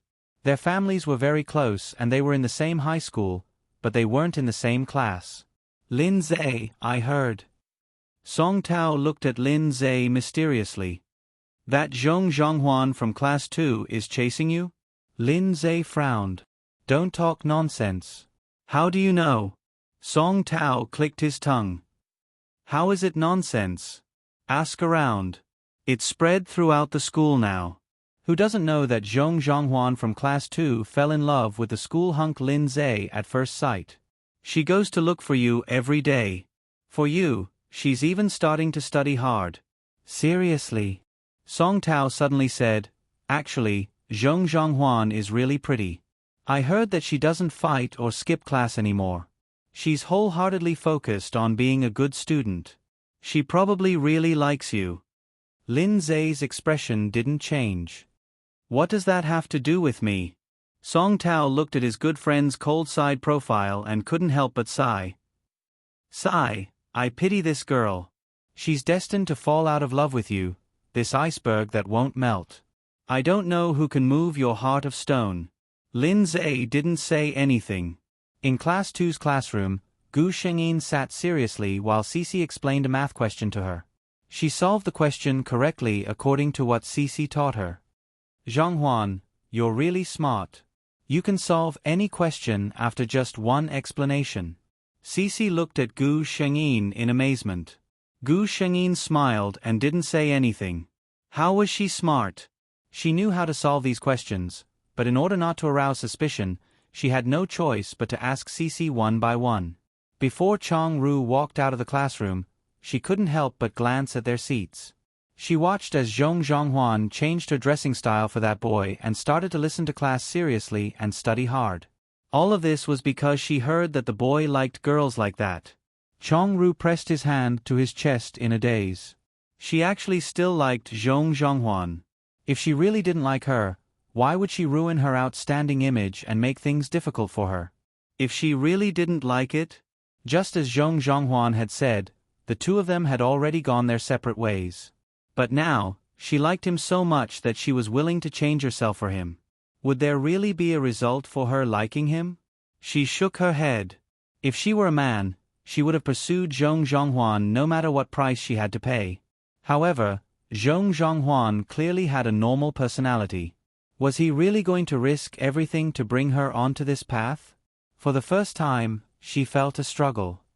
"All right, thank you, Cece, for delaying your break time after school." By the time the two of them finished talking, the classroom was already empty. Cece smiled. "That's nothing. You're studying hard now." The teacher even praised me. Speaking of this, she blushed a little. Everyone knew why Jean Juan had become like this. But the teacher didn't know that. He thought that it was his good student who had influenced Jean Juan and made her work hard. Speaking of which, Cece looked at Gu Shengyin with some heartache. She was doing this for Linza, but the other party was still as blunt as ever. "Jean Juan, how are you and Linza now?" She couldn't help but ask.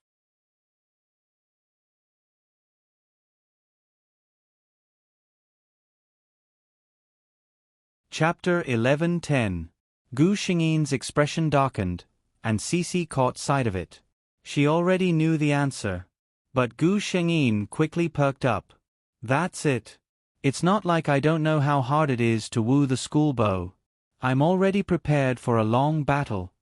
Cece looked at her carefree expression and laughed. I wish you all the best. Gu Xingyin looked certain. Of course. After saying goodbye to Cece, Gu Xingyin returned home. Actually, all of this was just a facade she had created. She did like Linze, but she wouldn't lower herself to such a level for him. On one hand, it was to show Chongru that she liked men and that it would never be possible with her. On the other hand, it was to show her father that Zhong Zhonghuan was rebellious, but Gu Xingyin didn't want her father to go through 3 years of exhaustion. She would try her best to be a good daughter that her father would be proud of. Also, her final goal was to let Zhong Zhonghuan walk the path she should have walked and become the hand of God in the field of design. If she wanted to do it, she would do it to the best of her ability. She would slowly change until the day she finally transformed. As for Linze, she was sincere in chasing him, but if he was always like this, Zhong Zhonghuan wouldn't be able to keep her eyes on him for the rest of her life.